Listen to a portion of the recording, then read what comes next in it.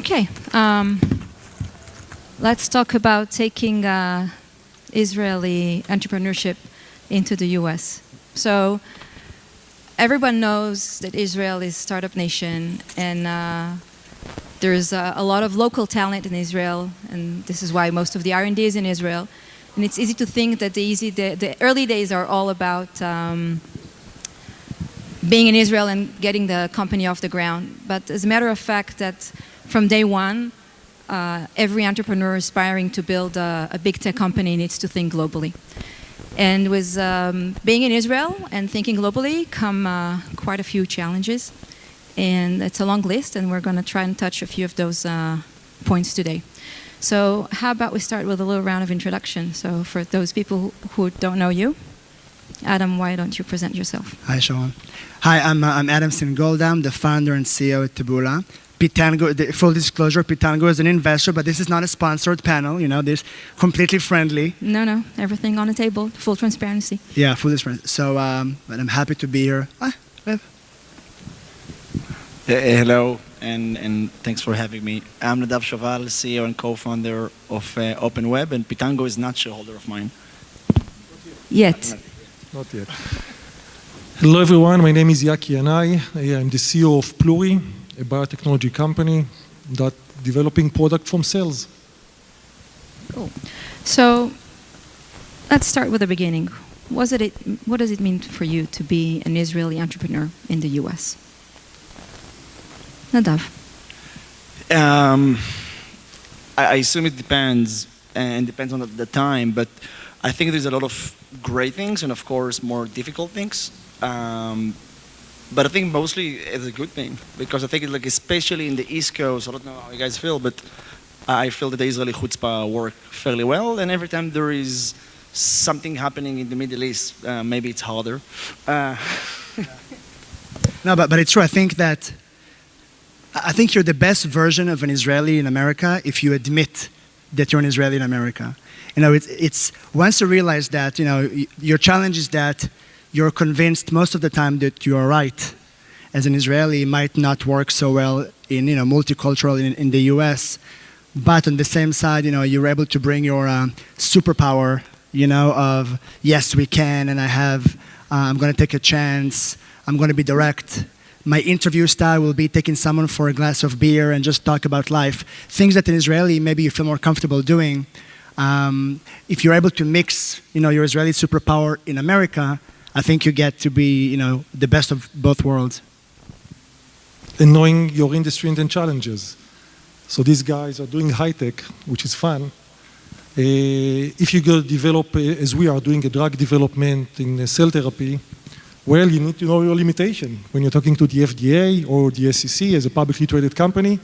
So that's the time that you should really remember that we are Israelis, and that's good, but we should follow the local rules, which are sometimes completely different.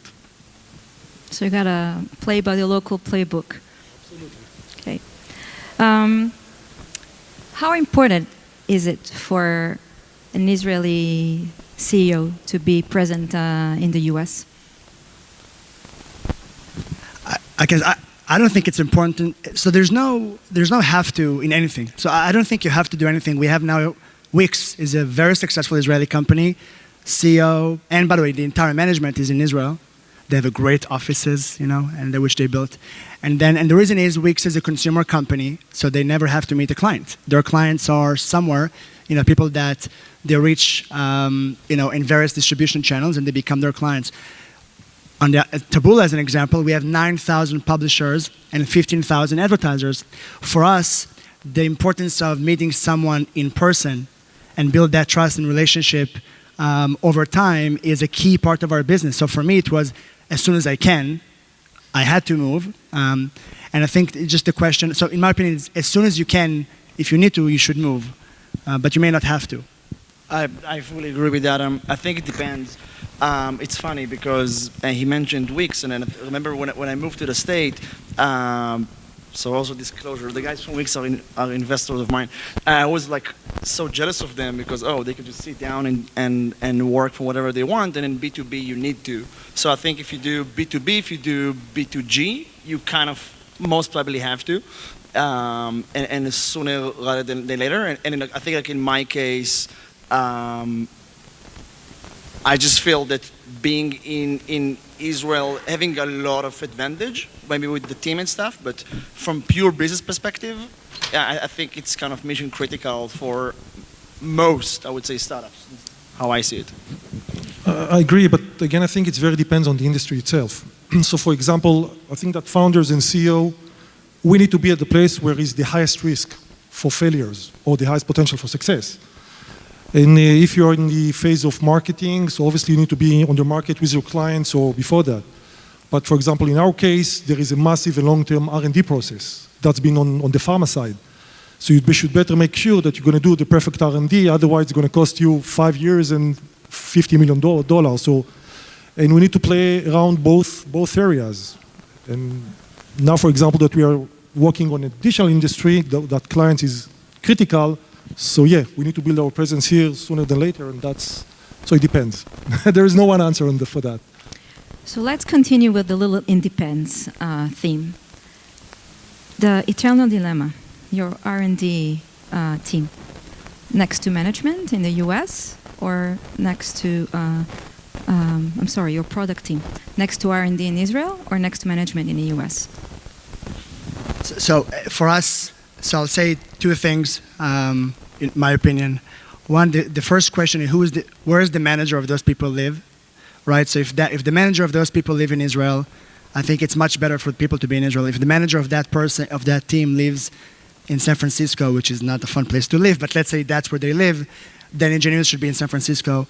And I think, so that's the first question. And as an example, our president and COO, who manages all sales, we have 2,000 employees in 22 countries. So all of that reports to him. It was obvious to me that he needs to live in New York. But he lived in Israel. So what was I supposed to do? Hire him in Israel, but be frustrated that he's not next to me because he's the head of all of this revenue, or find someone else? And eventually, I chose people. So I chose him because he was a very good person. He still is, 10 years with me now, and it works. So I think the first answer is pending who is the manager. And the second thing is what is your competitive advantage? Like, some of us, we've been in the army, we have different types of experiences. So if you have an advantage in the market to hire talent, you should take advantage of that advantage. I have zero advantage in hiring engineers in America. I have a lot more advantage than Google in Israel to hire engineers because I spent 7 years in a freaking awesome unit, right? So they like me and they don't love Google and Facebook, So the second thing is, where do you have advantage versus the big companies? Yeah, I agree. It's about the talent and what the talent should do. We found in our industry, specifically for what we do, there's a lot of amazing talent in Israel. And it doesn't necessarily have to be near the management. I don't think necessarily it's there, but I definitely think that the founder, the CEO, have to be close to the center of business. And R&D could be whatever you think you have the best access to talent or leverage. And Israel is definitely the place for us. Yeah, I think I totally agree. It's also dependent on the territory. So when you're saying Israel or the US, that's fine, but also in the US, you should better pick the right location. Eventually, all of our industries, innovation, ability to success is based on the talents. And both, I think most of the times we choose both. So having some of the stuff here, some of the stuff there, and people that can integrate between the two territories. And would you say that, we all know there are slight cultural differences between Israel and the US. Would you say that this decision would be affected by cultural differences or strictly by who's the manager? So would it affect who you're hiring for the position?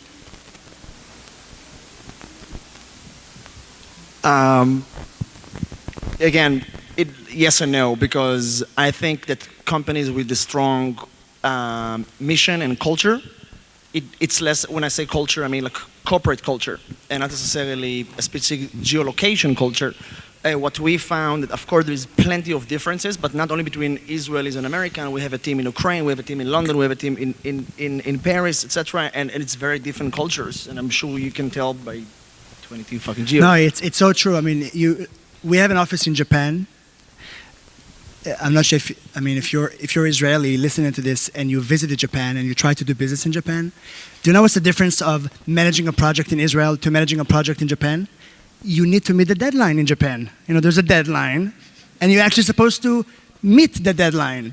Israelis don't think that it's a recommendation, the deadline. We aim for the deadline. We think it matters, but we don't have to meet the deadline, right? That's a cultural difference, and you learn from all these countries something. And I think, by the way, especially in today's world, like it's so, companies, like great companies in today's world versus 10, 20 years ago, when now you have people all over the world, and, it's really so much about building that corporate culture or just culture, which is what does it feel to be in your company as you learn from all these people all around the world. So I think it's, you want to enjoy the Israeli superpower, but also bring it alongside other cultures. Yeah, I actually think that's what I wanted to add, that the Israeli culture can bring a lot of value to businesses, especially for startups, if you want to move quick and, find creative solutions. And of course, the American culture bring a lot to the business on the maturity, on the scale, because still when you look at Fortune 500, and, it's mostly American companies, and the magic is once you find a way to kind of get them both. I think that's, in my opinion, the key thing that you mentioned. It's the magnitude of scale. We are in Israel, and engineering managers in Israel are going to be very flexible, very agile. They can move from task to task. Good innovation, that's great. But I think it takes only once in my industry to step into a big facility, if it be a pharmaceutical or cultured meat or anything like that. Once you understand the economic of scale here, that's a different thing. And you need to go on that level and to understand that, to design your product accordingly. So depends on the task, you should choose your right location. It will be very difficult for Israelis, I think, to try to think of operation in the scale that is actually needed to tackle your market. And that's the right time to find the right talents here. You know what's the problem to be an Israeli in America? Tell me. The problem is that in Israel we don't have hockey or football. But in America, it's like such a big deal, Super Bowl. But then we never watched that game really, or hockey. And then you try to do business and be like really networking with people, and they say want to watch a game, and you have no idea what they're talking about. So you have to kind of fake it until you make it. That's one cultural challenge I think we have. But try the NBA. NBA works both. Yeah, but it's too short, and there's no time for mingle. So they like football is what it is. Yeah. So I was just about to ask you how much of your CEO tasks managing the whole culture thing takes, and do you think you should start like a football 101 for all Israelis coming to the US to begin with? It's not a bad idea. Yeah, someone has to do it. There's so many investors in this event. Someone has to put some money behind this. But yeah, we have a serious. I'm just a guy in a t-shirt, but many people can do it. But no, we have. It's so important we don't grow up in Israel networking. We eat falafel with each other and hummus and things, but we don't go and watch a game and talk, on a Saturday. And I think that's something that we can learn and do better. And beyond that, in building the culture within the company, how much time do you spend on that, making sure that the culture? It's a lot of my job. It's a big chunk of my job. When the pandemic started, I said, we're going to be home. We used to have all hands once a quarter. So every 90 days, we had all hands with employees. And I said, people are going to be home. We should have all hands every week. And then my team said, what the hell are we going to talk to people every week? And I said, I have no idea. But we're going to go on a call and just see what happens, because we have to be closer to each other. We have to zero the distance to each other in times of crisis. So this type of thinking of how you zero the distance with each other, especially in a recession and inflation, supply chain, pandemic, war in Europe, especially in all that stuff, that's going on. I think culture is your competitive advantage as a company. I can copy your idea. I can raise money like you do. But if I can't execute better than you, then I end up losing, right? So it's the most important thing, I think, for CEOs. I fully agree with that. I think in a certain point, as a founder, as a CEO, it's really less about your execution. It's about finding the right people and putting them together. And there's something about being an immigrant, in my case, or their case from Israel, is that you're coming to an unknown territory and you've got to integrate two cultures. And the stronger the culture of the business, the better the durability and the productivity like over time. And I think what differentiates best companies is the ones that know how to mitigate these different cultures into a very strong group organization. Including some good advisors. You know, I remember 20 years ago, I still been the CFO of the company, and we're working with the NASDAQ, and something was wrong with NASDAQ online. So as a good Israeli, I just shot a very angry email to the guys on NASDAQ. And Nadav Reven, which sit here, is my lawyer. He company become white. And he told me, are you crazy? I mean, that's not the way that you're actually approaching. And you should do it. So it takes time to understand, to adjust, to understand the system, to know how it works. And especially, as I said, working with, because eventually people are people, you need to adjust on the culture. But sometimes many on the regulatory part and working with governments, you should better know how to work with that. Working with the FDA, it's much different with working with clients. So the difference, even in the organization or government culture, is substantially different. So you should better be a very good student to know how to learn it and to understand how to work in these business environments. It's crucial for the success of companies like us. Well, we know it from the VC standpoint, how that works. So, talking about business, what excites you about the opportunities in the current economic and technology environment? Wow, a lot. Start with number one. I think that we are living in fascinating times. And maybe that's, you know, we see a lot of problems now. High interest rate, global warming, pandemic. But I see the changes. You know, I get to meet, I'm fortunate to work in a company that actually tackle all these major real sustainability issues, from developing new concept of therapeutics for drugs to food tech and agri-tech. So I think that, for example, agriculture cellular, including cultured meat, or agriculture on a cell-based, that's going to be huge things coming. That's going to change the way that we are consuming food, how our health system is going to look like. And I think we are seeing a big wave that's going to change entirely the way that we are developing product. Or it sounds like maybe too big, but I do think that in the next 2 decades, there will be some major shift in development that will impact the course of humanity, from how we are treating ourselves and our bodies, how we are eating, transportation, everything's going to change. So I think that we are living in a fascinating times. We are pushing to have a lot of solutions around sales, but that excites me, the ability to use now very different techniques that are in the basic of humanity culture to make the changes, and it's coming now. So we are blessed with amazing times. I feel that we live in the craziest, but definitely the most exciting times in business. And in my point of view, there's a lot of extremely difficult things that are happening in the world post-pandemic, and all the different things that we just mentioned, like inflations and the war in Ukraine.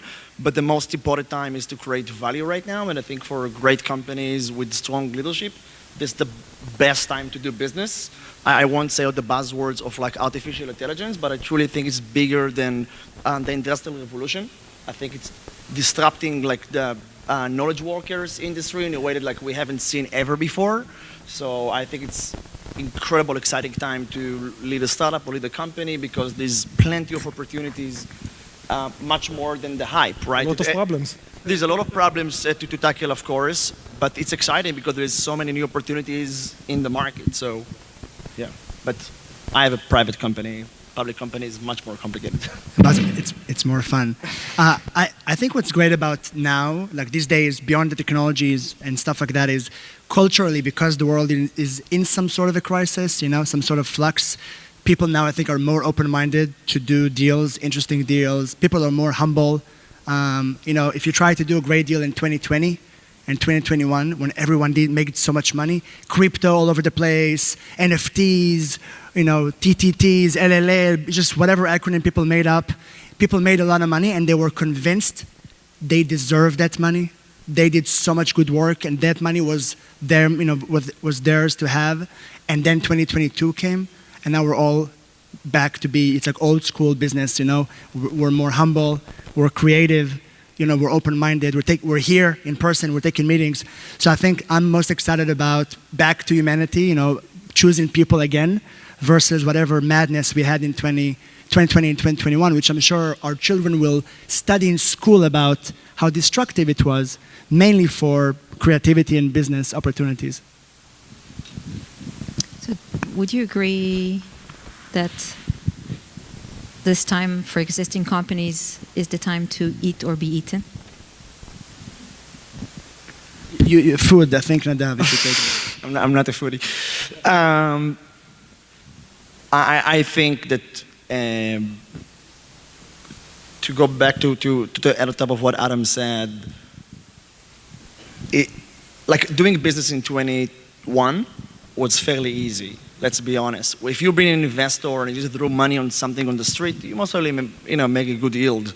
And if you're a startup and you have a nice idea, you would find a way to raise money or build something. I find that in this market, it's all about efficiency, productivity, but also about dreaming big and making big bets and creativity, because some of the best companies in the world were created in 2008 and 2001, so I think that's what's going to happen in the next 24 months, but we'll see. I don't know.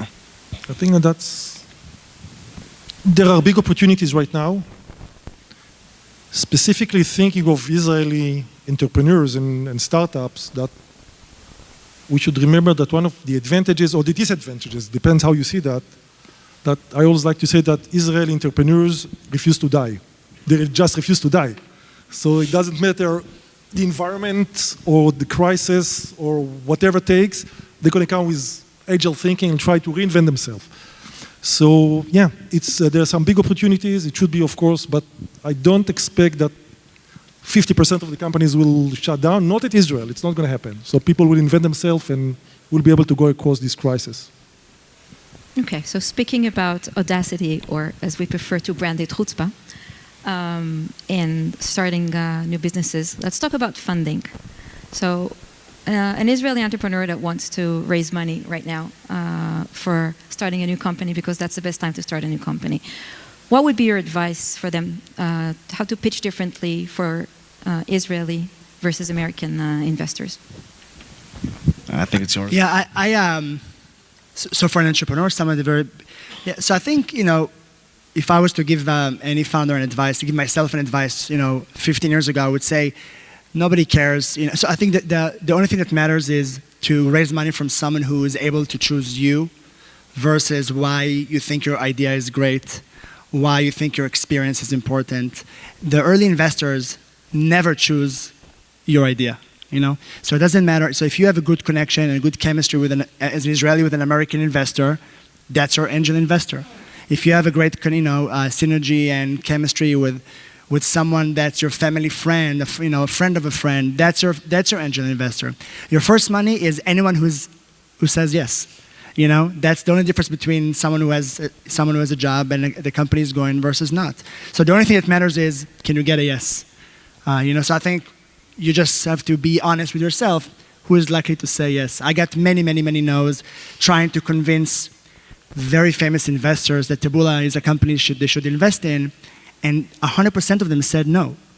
Literally 31 investors in Sand Hill Road in November of 2011 said, get the hell out of here. It will never work, right? So it just doesn't matter. I couldn't agree more, and I think it's all about big numbers. We can talk about philosophy and strategy, how to raise money. It's about, call it, sorry if it sounds weird, but spray and pray. It's about going wild and aggressively, get feedback, adjust, and going back. Same as Adam when I started after the army. Most VCs, including Pitango, told me no. Today, 90% of our shareholders are based in North America and in Europe, and I don't think it's about anything but practice.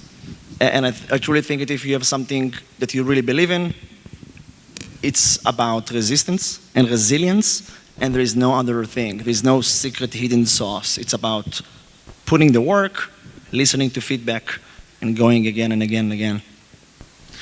And execution. One big difference that I still see as a public company, the US markets are extremely sophisticated, especially if you're talking about sell-side analysts.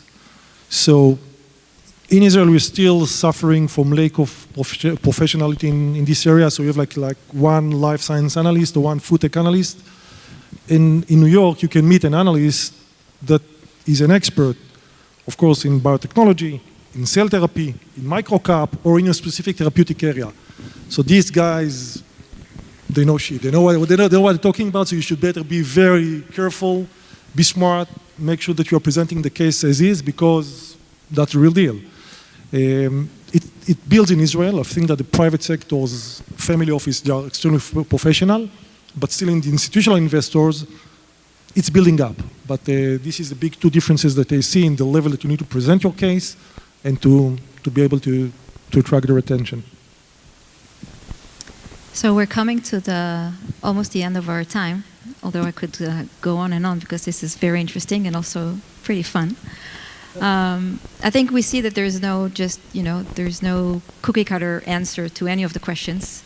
A lot of it depends on who you are, where you are, what you're doing, and what domain you're playing in. I would dare say that for anyone embarking on this journey, get a good mentor. One of those three on stage would be a good start. And as last question, I want to go personal. So after all these years in the US, where is the place you call home? And how do you divide your heart between two places that are literally and actually home? I can start. I mean, I've been, like I said in my previous panel, I've been 13 years in the US, so this event is about my bar mitzvah. But home for me now. I have 3 kids. I'm the only Israeli who left Israel to marry a Polish wife in America. So it's a Jewish joke, but whatever. Like, nevertheless, so home for me now is here, but my heart will always be, I think, in Israel. I speak. We only speak Hebrew in the house. We listen to Shlomo Artzi and Sarit Hadad. My daughter says Wa'aliyah. We do Shabbat dinners, Kiddush.